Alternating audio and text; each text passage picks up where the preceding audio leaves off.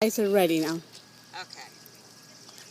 All right, we're now in front of the historic greenhouses that were on the Dorothy Dixon Dart Center property across from the sub.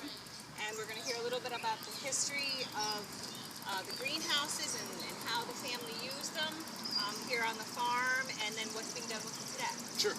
So, like you said, historic, it's hard to see, but the highest part of this barn is a palm room, and that would, greenhouse, and that component would have been attached to the house at the Wilkes site. And at that time, they would have done things that were pretty fancy, wealthy family, maybe even had citrus plants in there. There would have been a reflection pool in it. There's remnants of it in there, where you 6 inches of water, you paint the bottom black, and on a clear starry night, you're looking at the stars in the pool. Right. That's the whole purpose. Right. So then when they come here and they create this estate, they move that. And in the late 1800s and early 1900s, they add wings. And so this is a Lord and Burnham greenhouse, which is significant. That farmhouse, there's probably 6 to 8 of them left on Earth. Wow. That particular design. Yeah, yeah. And they were made from around 1820 to 1850, so it had to happen somewhere in there, way before it was moved here. And it was heated by coal and then oil. Massive amounts of heat, because it's only single pane glass. It's made out of cypress, iron, and glass. There's really no other ingredients besides paint to make this building. So they would have grown flowers essentially for themselves. Okay. And they grew them here, and then they had a home in New York City. They had a home in New York City, maybe Fifth Ave, and they would actually have, throw the flowers on the train and say, hey, here's the flowers you wanted.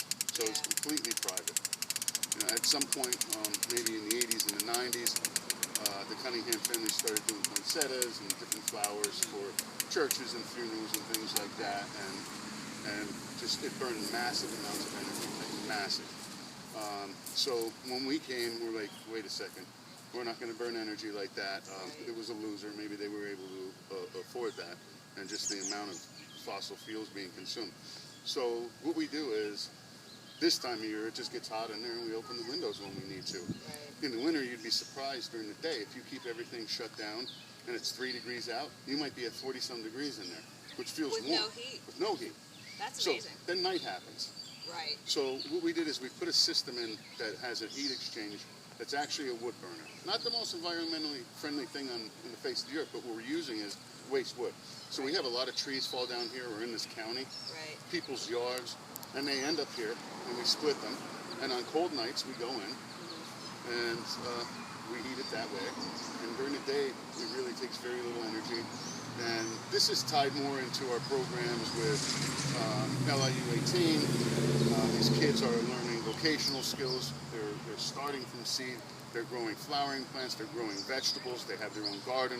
They go down to the square in Wilkes-Barre, right by the college, and they're selling their vegetables, and they're sort of learning capitalism and vocational skills, and it helps them get a job in the future. So that's where we're at today. Right. So not only, is Lands at Hillside Farms focusing on sustainable agriculture, but they're also giving back to the community by helping, young students that might be struggling and are not necessarily college bound, and giving them life skills training. So it's a pretty cool process. Yeah, sustainability goes way beyond the environment. And that's a real mission of this course, is this interconnectedness of environment and economics and quality of life and health. So, that's one of the reasons why I always like to bring students here to the farm, is this is a prime example of a lot of the issues that we're covering during this particular class. I'm coming back to the Cunningham family, and you were talking about how expensive it was to heat the greenhouse with coal. I don't think we gave in the introduction a little bit more detail on the wealth and how the wealth the Cunninghams were able to amass. As I understand it,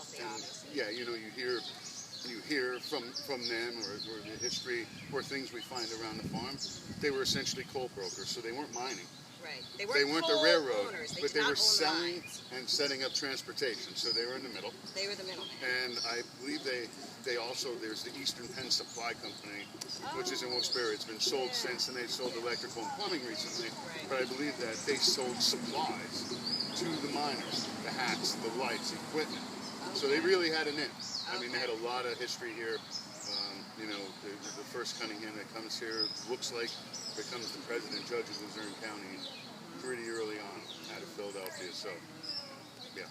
So they were very powerful. They were family. absolutely a powerful family. I remember when Dr. Doug Ayers, one of the founders, used to give the tours. He would talk about, the Cunninghams were kind of like the Bill Gates empires of the day for our region, and not only very Definitely. wealthy, but they were also very politically active as well. Yeah, we did find an invite to Lincoln's inauguration here. Wow. So, yeah, so, Amazing. yeah. Okay, well, we're going to move on to our next stop.